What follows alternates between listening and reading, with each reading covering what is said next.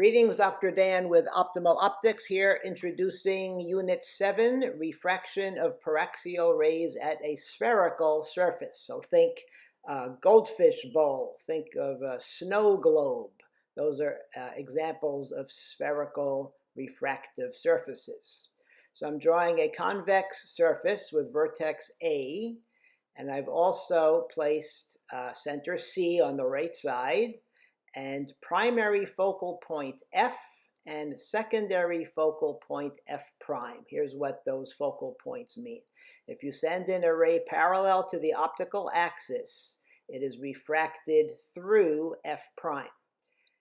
And if you send in a ray through F, the primary focal point, it is refracted, so the refracted ray is parallel to the optical axis.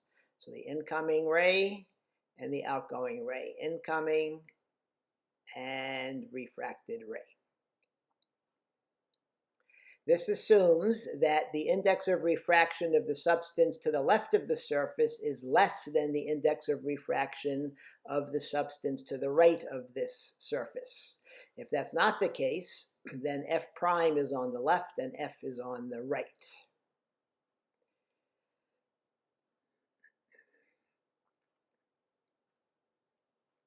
And the locations of F and F prime for a concave surface also would switch left to right if the indices of refraction change, as I just explained. So lowercase f is called the primary focal length. It's the distance from F to A, the primary focal point, to the vertex. The way it's drawn in this diagram, that's a left to right positive direction. And lowercase f prime is the secondary focal length, the distance from F prime to A, the secondary focal point to the vertex. The way it's drawn, that's a right to left direction, which makes it a negative number.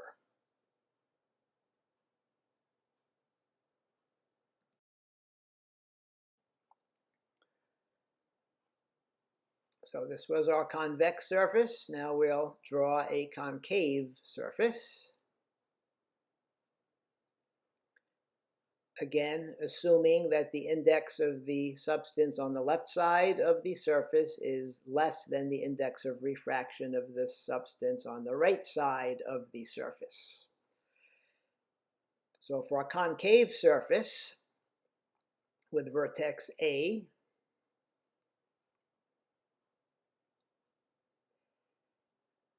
F will be on the right side and F prime will be on the left side.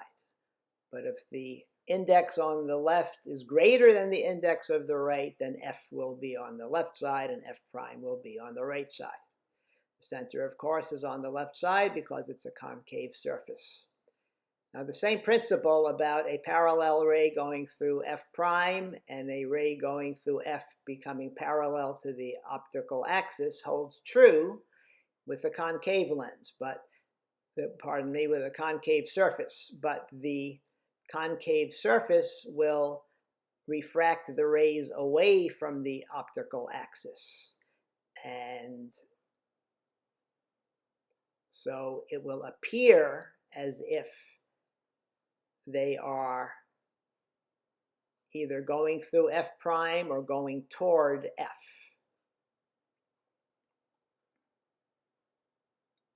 So there's the ray appearing to go through F prime and the ray appearing to go through F. Parallel ray appears to go through F prime, and the ray toward F is bent parallel to the optical axis.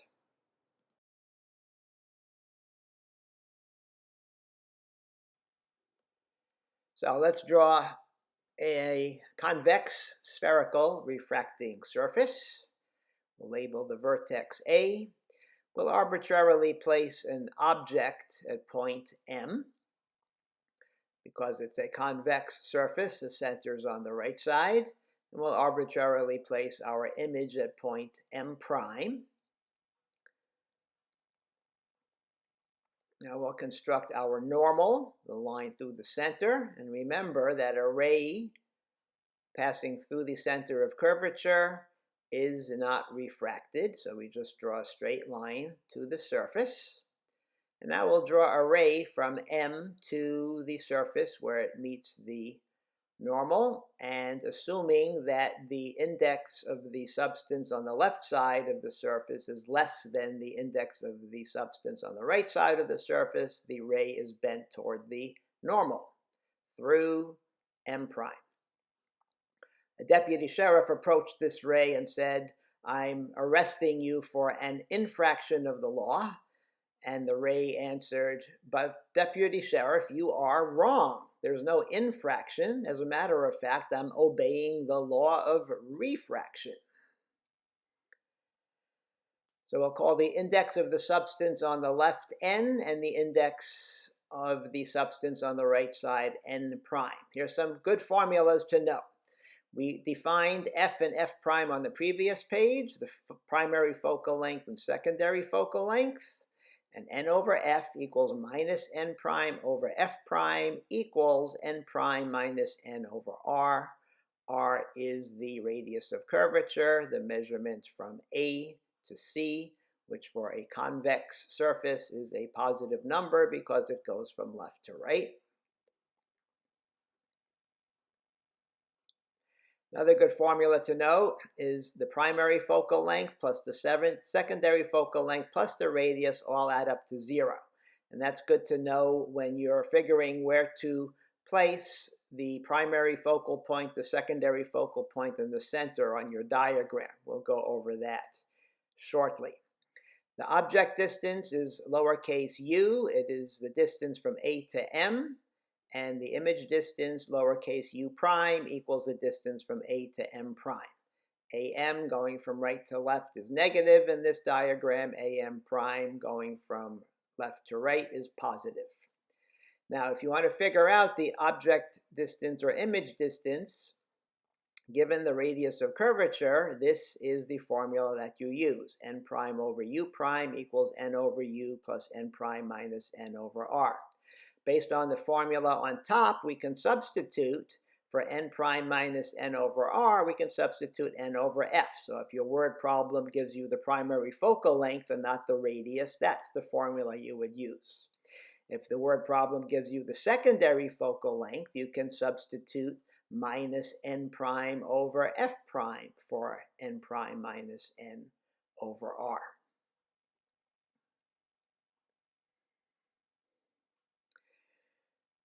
Now the magnification is defined as the image height, y prime, divided by the object height, y. A positive magnification means you have an erect image. A negative magnification means you have an inverted or upside down image.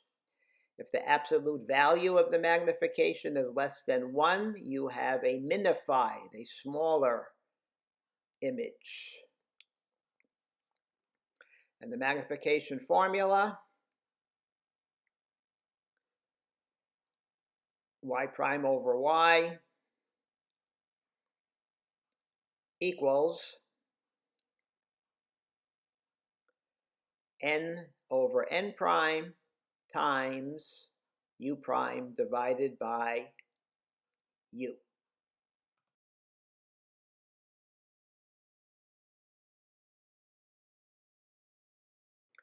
So here are the rules for the construction of objects and images. You first draw your horizontal optical axis, then you draw a vertical line to represent the refracting surface. It's easier to draw a line than it is to draw a curve. You know it's a concave surface if you place C, the center, on the left side. You know it's a convex surface if you place the center on the right side. Now you place F and F prime on the proper sides, and then you place the center in the proper place. And you know more or less where to place it because the difference in the absolute values of the primary and secondary focal lengths equals the absolute value of the radius of curvature of the surface. And this diagram will help explain that. So here's our optical axis. Here's our refracting surface. We're going to say this is a convex surface. N is on the left side, N prime's on the right side, and we're going to assume that N is less than N prime. So for a convex surface, under those conditions, the primary focal point is on the left, and the secondary focal point is on the right. A is the vertex.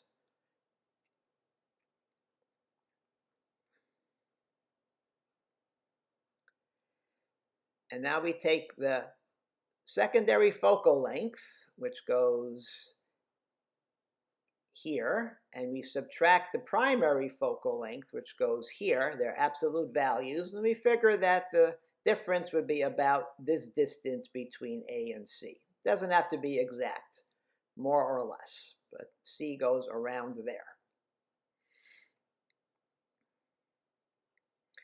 Now we'll do a concave refracting surface, again, with A, the vertex, N on the left being less than N prime on the right. Under those circumstances, F is on the right side. Secondary focal point F prime is on the left side.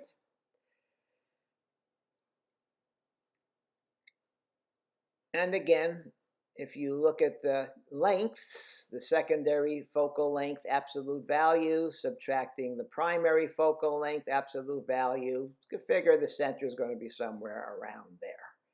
That's the distance of the radius. Now after that, you draw a ray parallel to the optical axis. You make it hit the refracting surface and make it refract through F prime.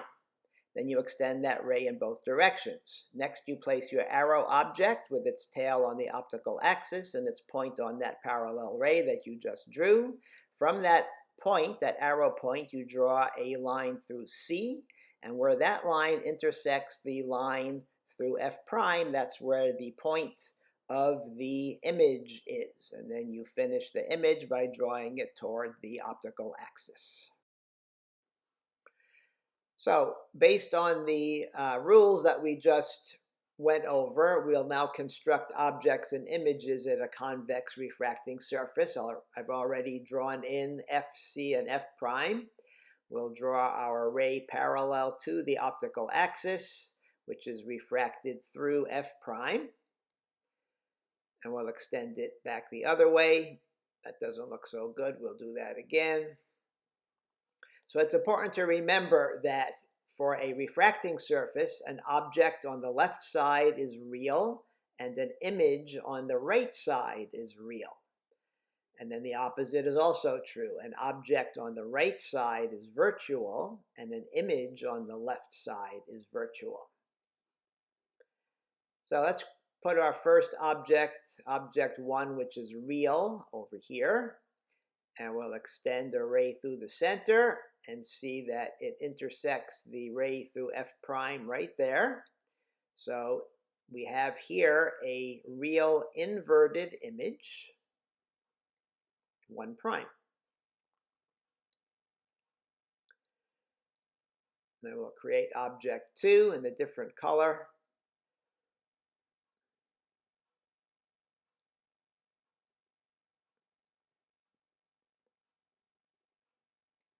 And send a ray through the center, and we find that image 2 prime, this was object 2, image 2 prime again is real and inverted. Object 2 is also real.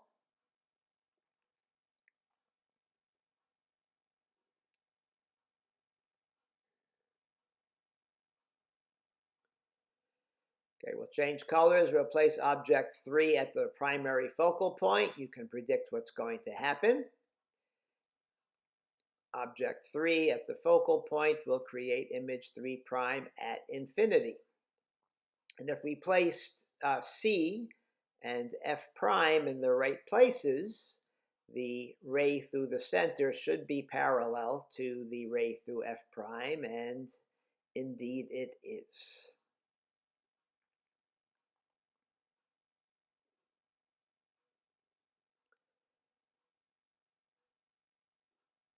Now we'll place object 4, real object 4, in between the primary focal point and the surface.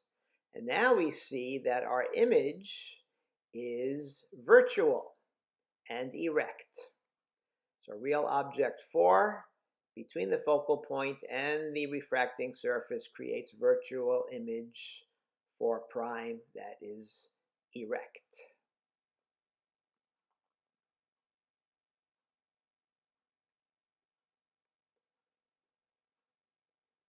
Now let's place real object 5 right against the surface. Pretend your nose is against the fishbowl.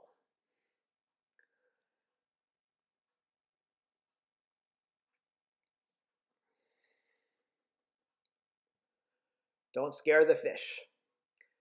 And we find that when real object 5 is right against the surface, virtual image 5 prime is basically in the same place. It's also right against the surface there.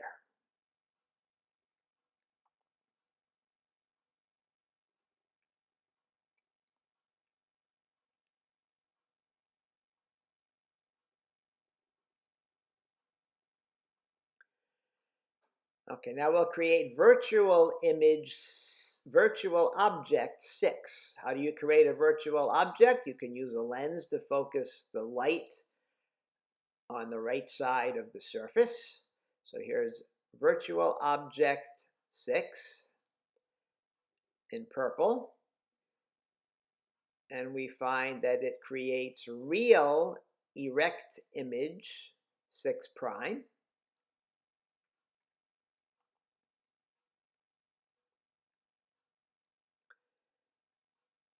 And we'll create one more virtual object at the secondary focal point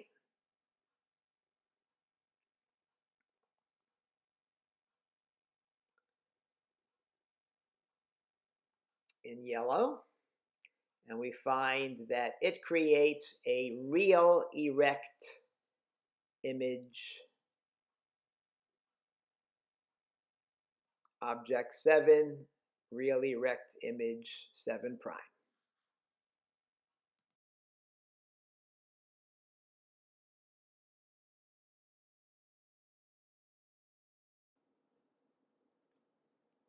Now we'll do the same thing at a concave refracting surface.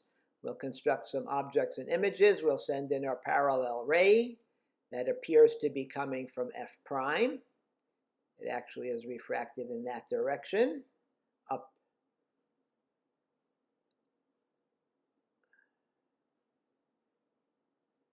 So that's our incoming ray. That is our refracted ray. And let's create some objects. Let's place our first object here. It's a real object. Send it through the center, the ray, and we see that the image is a virtual image. It's formed on the left side of the surface.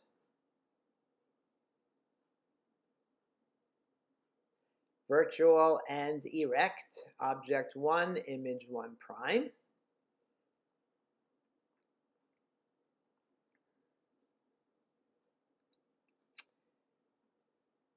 And now we'll create a virtual object on the right side of the surface. And here we see that we get a real image that's erect.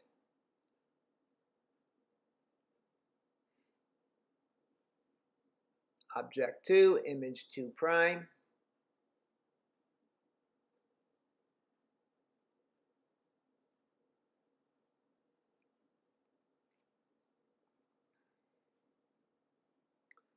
We'll create virtual object 3 at the focal point. And again, that will create an image at infinity, 3 primes at infinity.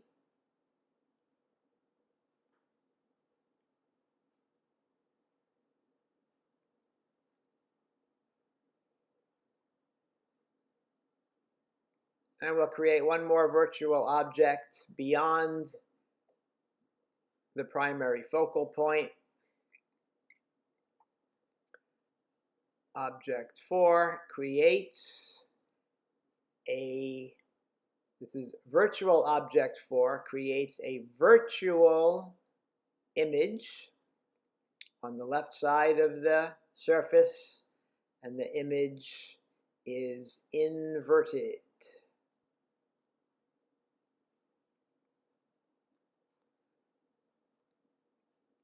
In the next unit, 7P, I will answer some word problems.